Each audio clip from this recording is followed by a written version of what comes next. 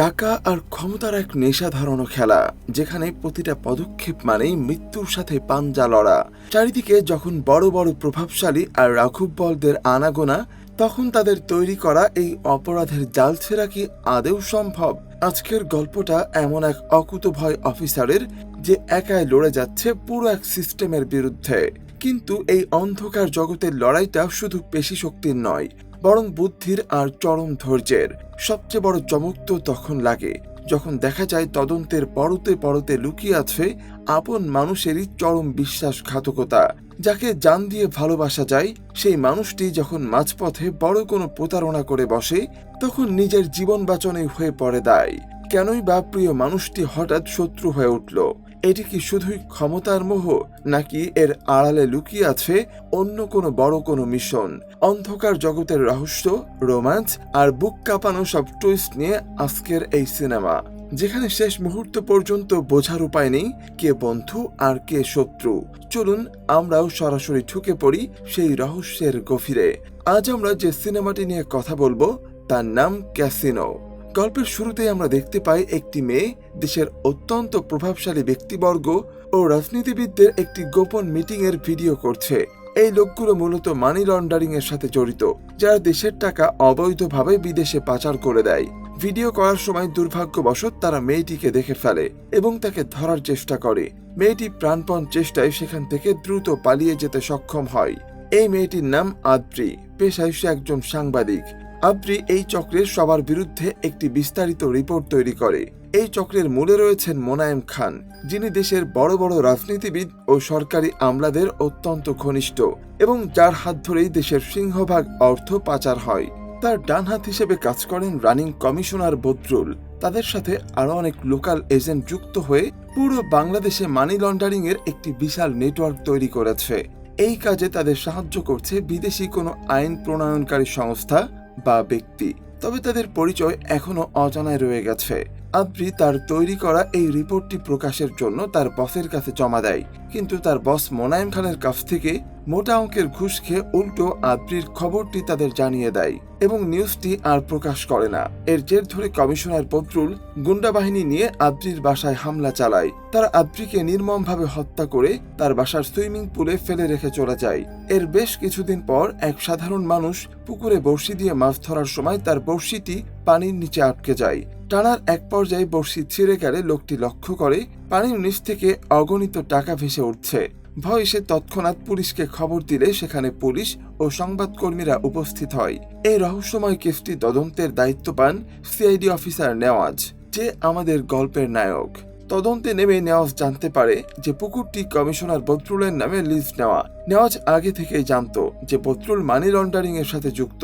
সে কালক্ষেপণ না করে বদরুলকে গ্রেপ্তার করতে তার বাসায় যায় এবং তাকে জানায় যে তার পুকুরে কোটি কোটি টাকা পাওয়া গেছে। বদরুল গ্রেপ্তার হতে অস্বীকার করে নেওয়াজকে বিভিন্নভাবে হুমকি দিতে থাকে, কিন্তু নেওয়াজ তাকে থানায় নিয়ে আসে। তবে থানায় নিয়ে আসার পথে দূর থেকে কেউ একজন বদরুলকে লক্ষ্য করে গুলি করে মেরে ফেলে, যাতে বদরুলের মাধ্যমে অন্য হোতাদের নাম প্রকাশ না পায়। উদ্ধারকৃত টাকাগুলো পরীক্ষা করতে গিয়ে নেওয়াজ একটি গুরুত্বপূর্ণ সূত্র পায়। টাকাগুলো যে বিশেষ পেপার দিয়ে মোড়ানো ছিল তা কোনো সাধারণ কাগজ নয়। এই পেপার সাধারণত হাসপাতালে অত্যন্ত সংবেদনশীল অঙ্গ প্রত্যঙ্গ পরিবহনে আর্দ্রতা ধরে রাখার জন্য ব্যবহৃত হয়। নেওয়াজ সিআইডি টিমকে নির্দেশ দেয় এই পেপার কারা ইম্পোর্ট করে তাদেরকে খুঁজে বের করতে, কারণ সে এই অপরাধের একদম শিকড় উপড়ে ফেলতে চায়। এরপর দেখা যায় এই শহরে প্রমেথিউস ক্লাব নামে একটি আস্তানা গড়ে উঠেছে, যার আড়ালে চলে বিশাল ক্যাসিনো সাম্রাজ্য। এর মালিক প্রিন্স। এই ক্যাসিনো থেকে আয়ের একটি অংশ যায় প্রশাসনের পকেটে এবং বাকিটা যায় বড় বড় রাজনীতিবিদ ও দালালদের কাছে, যাদের মাধ্যমে হাজার হাজার কোটি টাকা বিদেশে পাচার হয়। বদরুলের মৃত্যুর পর তারা কিছুটা চিন্তিত হয়ে পড়লে প্রিন্স জানায় যে সে বিষয়টি ব্যক্তিগতভাবে সামলাচ্ছে। উদ্ধারকৃত ৩,০০০ কোটি টাকার ধাক্কা সামলাতে এবং পুলিশ ও প্রশাসনকে হাতে রাখতে প্রিন্স মোনায়েম খানকে এক বস্তা টাকা দেয়। অন্যদিকে অত্যন্ত চতুর অফিসার নেওয়াজ ক্লাবের আসল রহস্য উদ্ঘাটন করতে ছদ্মবেশে এক রাতে প্রমেথিউস ক্লাবে যায়। সে লক্ষ্য করে সেখানে দেশের প্রভাবশালী সব ব্যক্তি ও ব্যবসায়ীদের আনাগোনা এবং প্রতি রাতে কোটি কোটি টাকার জুয়া খেলা চলে। সেখানে থাকাকালীন নেওয়াজের নজর পড়ে আরিয়ানা নামে এক সুন্দরী মেয়ের উপর।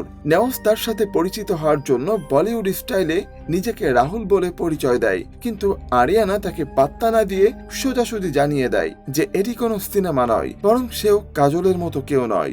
আরিয়ানার ব্যক্তিত্বে নেওয়াজ মুগ্ধ হয়। পরবর্তীতে সিআইডি অফিসে নেওয়াজ তার বড় স্যার আরশাদ সাহেবের সামনে ক্লাবের যাবতীয় তথ্য তুলে ধরে। সে জানায় ক্যাসিনোর ক্যাশ কাউন্টারে থাকা ব্যক্তিটি একজন নেপালি, যে ট্যুরিস্ট ভিসায় বাংলাদেশে আছে। ক্যাসিনোর মূল হোতা প্রিন্সও একজন নেপালি, যে অত্যন্ত ধূর্ত ও স্মার্ট। আর আরিয়ানা সেখানকার অ্যাকাউন্ট সেকশন দেখাশোনা করে, যার কাছে সমস্ত গোপন তথ্য থাকার সম্ভাবনা রয়েছে। আরশাদ সাহেব নেওয়াজকে খুব সতর্কতার সাথে বিষয়টি তদন্ত করার নির্দেশ দেন। পরদিন নেওয়াজ আবারও ক্লাবে যায় এবং ক্যাশ কাউন্টার থেকে চিপস কিনে ক্যাসিনো বোর্ডে গিয়ে জুয়া খেলায় বসে।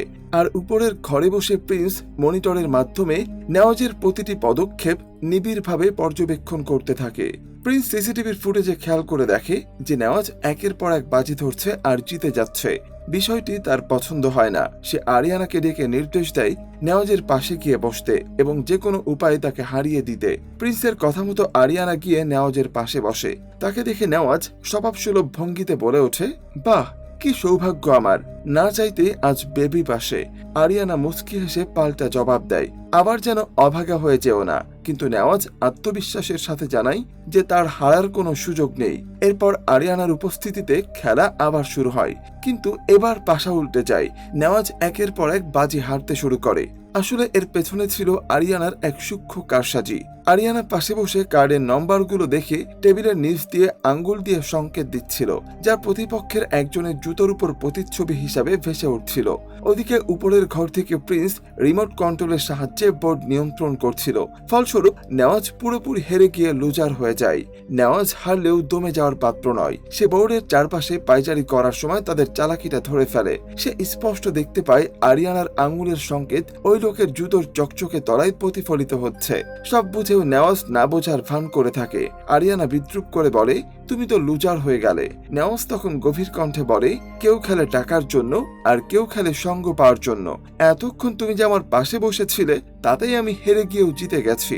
আরিয়ানা কোনো কথা না বলে সেখান থেকে উঠে চলে যায়। এরপর প্রিন্স এসে নেওয়াজের সাথে পরিচিত হয়, যদিও নেওয়াজ তখনও নিজের আসল পরিচয় লুকিয়ে রাহুল হিসাবেই নিজেকে পরিচয় দেয়। ক্লাব থেকে বের হওয়ার পর নেওয়াজ আরিয়ানার গাড়ি অনুসরণ করে একটি রেস্টুরেন্ট পর্যন্ত পৌঁছে যায়। আরিয়ানা তাকে দেখে বিরক্ত হয়ে জিজ্ঞেস করে সে কেন তাকে ফলো করছে। নেওয়াজ নাটকীয়ভাবে বলে যে সে আসলে তার ফোন খুঁজে পাচ্ছে না। এই উসিলায় আরিয়ানার ফোনটি হাতে নিয়ে সে নিজের ফোনে একটা কল দেয় এবং আরিয়ানার নাম্বারটি সংগ্রহ করে নেয়।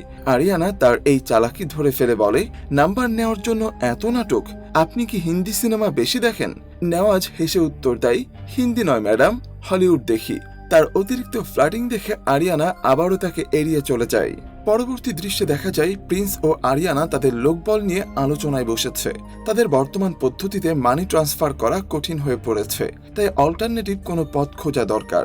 আরিয়ানা পরামর্শ দেয় তাদের মেইন ট্রান্সপোর্টারের সাথে সরাসরি কথা বলার। অন্য একদিন নেওয়াজ আবারও আরিয়ানার গাড়ি ফলো করছিল। এবার আরিয়ানা মাঝপথে গাড়ি থামিয়ে নেওয়াজকে বাইরে বেরিয়ে আসতে বলে এবং তাকে ফলো করার কারণ জানতে চায়। নেওয়াজ তখন একটি আবেগঘন গল্প সাজায়। সে বলে যে তার ঠিক আরিয়ানার মতো দেখতে একজন গার্লফ্রেন্ড ছিল।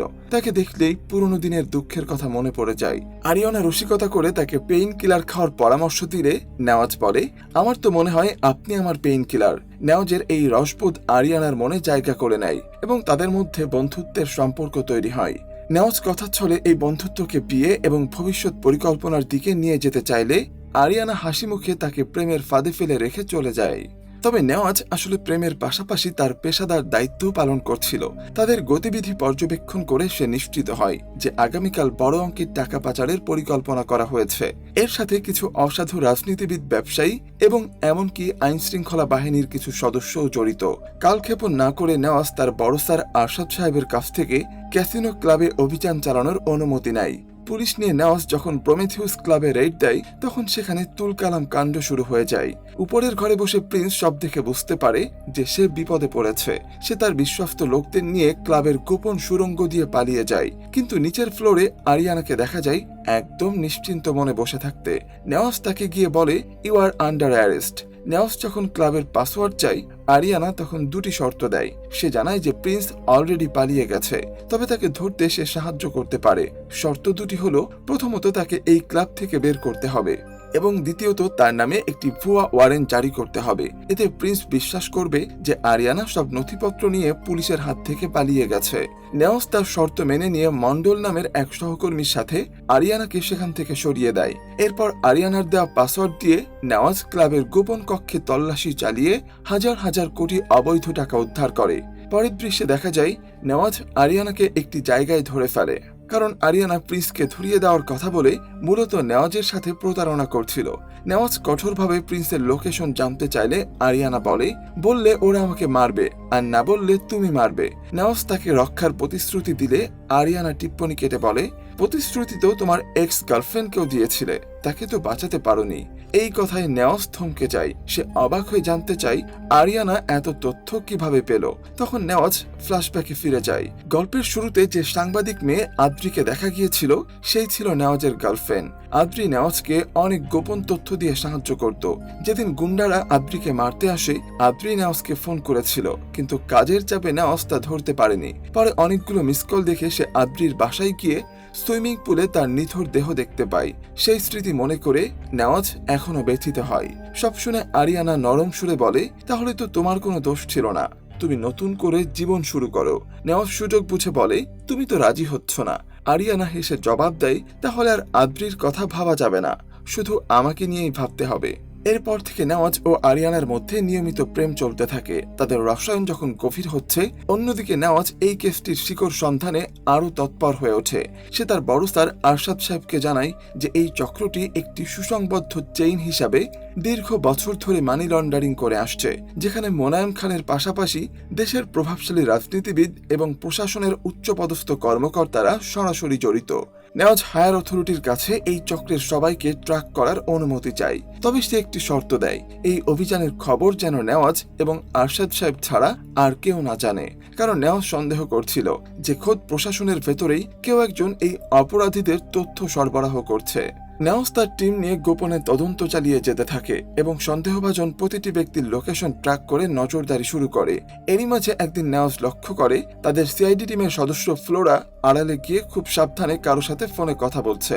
ফ্লোরার এই রহস্যময় আচরণ দেখে নেওয়াজ তাকে সন্দেহের তালিকায় অন্তর্ভুক্ত করে। এরই মধ্যে নেপালি সিক্রেট ইন্টেলিজেন্সের অফিসার থমাস অত্যন্ত গোপনীয়তার সাথে নেওয়াজের ফ্ল্যাটে দেখা করতে আসেন। থমাস প্রিন্সের ব্যাপারে এক হাড়হিম করা সত্য উন্মোচন করেন। তিনি জানান, নেপালে গণ অভ্যুত্থানের ঠিক আগ মুহূর্তে সেখানে ব্যাপক গণহত্যা শুরু হয়েছিল। সেই সুযোগে নেপালের রাজপরিবারের কিছু সদস্য দেশের বিপুল সম্পদ লুণ্ঠন করে বিদেশে পালিয়ে গিয়ে সম্পদের পাহাড় গড়ে তোলে। আর তাদের মধ্যে সবচেয়ে নিষ্ঠুর ছিলেন রাজা যতীন থাকমে, যার একমাত্র সন্তান হলো এই যুবরাজ থাকমে ওরফে প্রিন্স। থমাস আরও জানান, গণ অভ্যুত্থানে রাজা রানী মারা গেলেও প্রিন্স সেখান থেকে পালিয়ে ভারতে রাজনৈতিক আশ্রয় নেয় এবং পরবর্তীতে অপরাধ জগতে তার সাম্রাজ্য বিস্তার করে।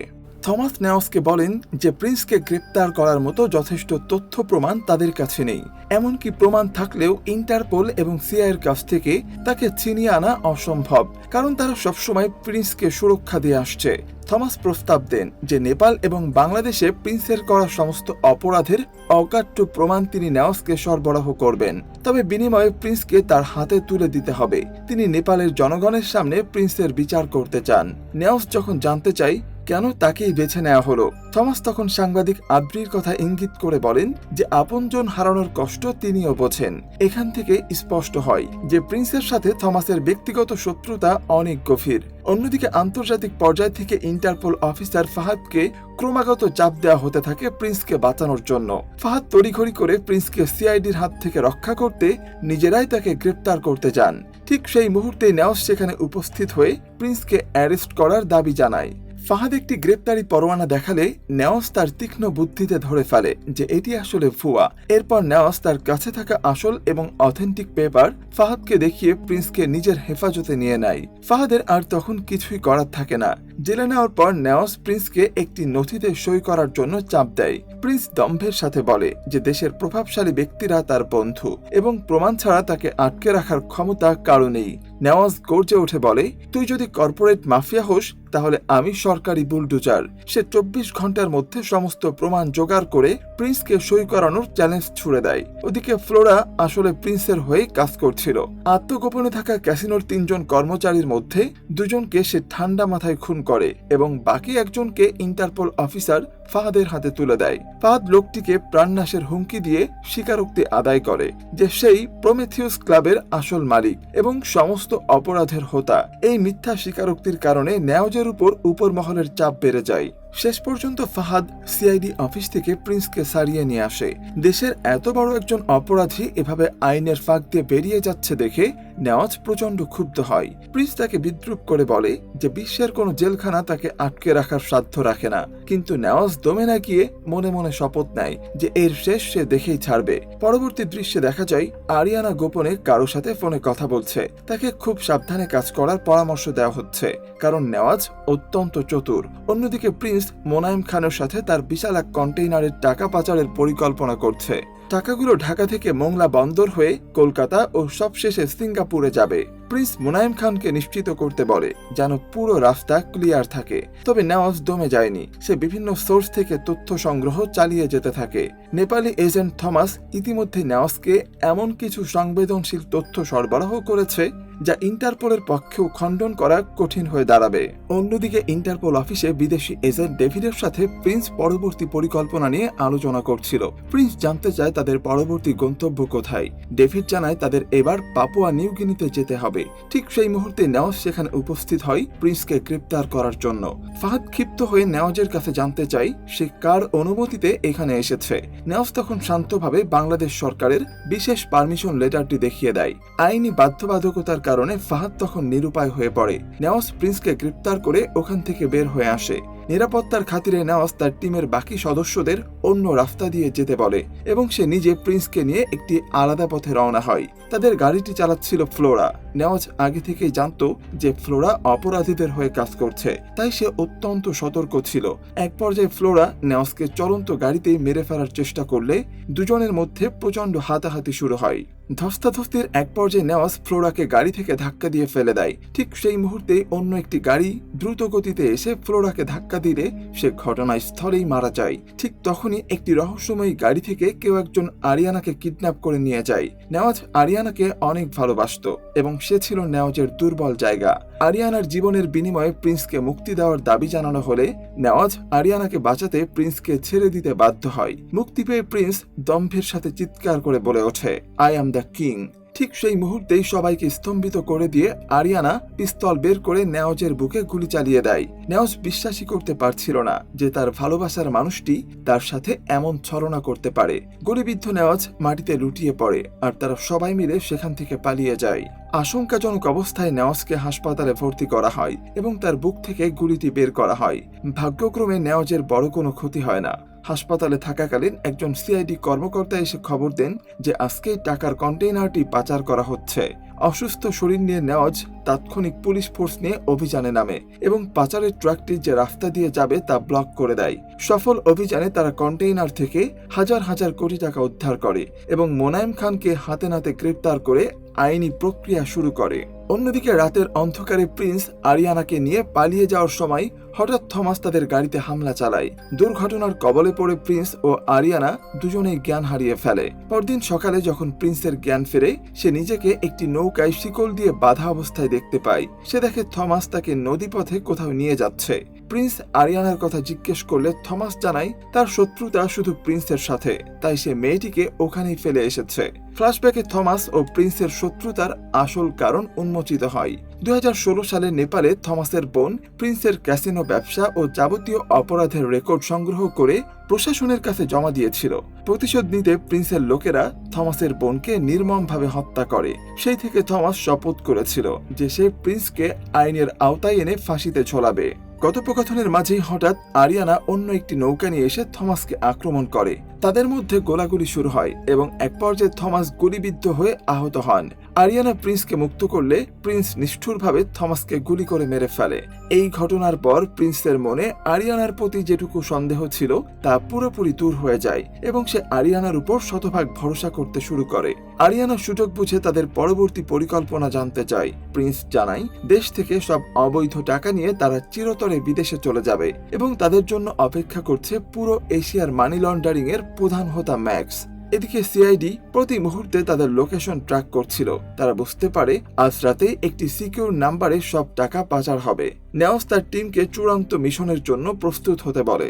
সেই রাতে একটি হোটেলে ম্যাক্সের সাথে প্রিন্সের দেখা হয়। ম্যাক্সের অ্যাকাউন্টে সব টাকা ট্রান্সফার করার প্রস্তুতি চলতে থাকে। ঠিক সেই সময় আরিয়ানা ওয়াশরুমে যাওয়ার বাহানায় আড়ালে গিয়ে ফোনে কাউকে গোপন তথ্য সরবরাহ করে। এদিকে নেওয়াস তার টিম নিয়ে নিঃশব্দে হোটেলের ভেতরে প্রবেশ করে। ম্যাক্স যখন তার অ্যাকাউন্টে লগ ইন করতে যায় তখন সে দেখতে পায় তার অ্যাকাউন্টের অ্যাক্সেস হঠাৎ বন্ধ হয়ে গেছে। সে টেকনিক্যাল সমস্যার কারণ জানতে চাইলে তাকে জানানো হয় যে তাদের ভেতরই কেউ একজন স্পাই হিসেবে কাজ করছে এবং সেই এই কাজ করেছে। প্রিন্স ক্ষিপ্ত হয়ে প্রথমে একজন পুরুষ সদস্যকে স্পাই মনে করে গুলি করে মেরে ফেলে, কিন্তু পরক্ষণেই খবর আসে যে স্পাইটি আসলে পুরুষ নয়, একজন নারী। প্রিন্স বুঝতে পারে আরিয়ানাই সেই স্পাই। সে আরিয়ানার দিকে তাকানোর আগেই আরিয়ানা বিদ্যুৎ বেগে পিস্তল বের করে ম্যাক্সের মাথায় তাক করে। তখনই আরিয়ানা তার আসল পরিচয় প্রকাশ করে। সে জানায় যে সে আসলে একজন ইন্টারপোল অফিসার। দীর্ঘদিন ধরে ইন্টারপোল ডিপার্টমেন্টের কিছু অসাধু কর্মকর্তা মানি লন্ডারিং এর এই বিশাল সিন্ডিকেটকে সাহায্য করে আসছিল। হেডকোয়ার্টার থেকে আরিয়ানাকে দায়িত্ব দেওয়া হয়েছিল এই চক্রের মূল হোতাদের এবং তাদের সাহায্যকারী বিভীষণদের ধরার জন্য। আর এ কারণেই এতদিন সে নিজের জীবন বাজি রেখে তাদের মধ্যে স্পাই হয়ে কাজ করেছে। আরিয়ানা দৃঢ় কণ্ঠে হুমকি দেয় যে কেউ যদি বেশি চালাকি করার চেষ্টা করে তবে সে সরাসরি ম্যাক্সকে গুলি করে দেবে। কিন্তু প্রিন্স এতটাই নিষ্ঠুর যে সে নিজেই ম্যাক্সকে গুলি করে মেরে ফেলে। ঠিক সেই মুহূর্তে প্রিন্স যখন আরিয়ানাকে আক্রমণ করতে উদ্যত হয় তখনই নেওস তার ফোর্স নিয়ে ঝড়ের বেগে সেখানে উপস্থিত হয়। নেওজের গুলির শব্দে পুরো হোটেলের পরিবেশ লন্ডভন্ড হয়ে যায়। শুরু হয় এক ভয়াবহ বন্দুক যুদ্ধ। একদিকে নেওয়াজ ও আরিয়ানা, অন্যদিকে প্রিন্সের সশস্ত্র বাহিনী। দুই পক্ষই সমানে লড়াই চালিয়ে যায়। দীর্ঘক্ষণ ধরে চলা এই সংঘাতের এক পর্যায়ে নেওয়াজ নিজের আত্মরক্ষার্থে এবং ন্যায় বিচার প্রতিষ্ঠার লক্ষ্যে প্রিন্সকে লক্ষ্য করে গুলি ছোড়ে। প্রিন্স সেখানে লুটিয়ে পড়ে এবং তার মৃত্যু হয়। অবশেষে নেওয়াজ ও আরিয়ানার এই দীর্ঘ এবং ঝুঁকিপূর্ণ মিশনটি সফল হয়। দেশ থেকে পাচার হওয়া হাজার হাজার কোটি টাকার সম্পদ তারা উদ্ধার করতে সক্ষম হয়।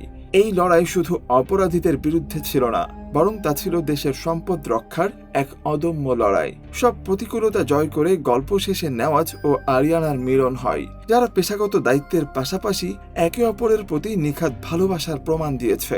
আর এভাবেই শেষ হয় অপরাধ, দেশপ্রেম আর রোমাঞ্চে ঘেরা এই সিনেমার গল্প।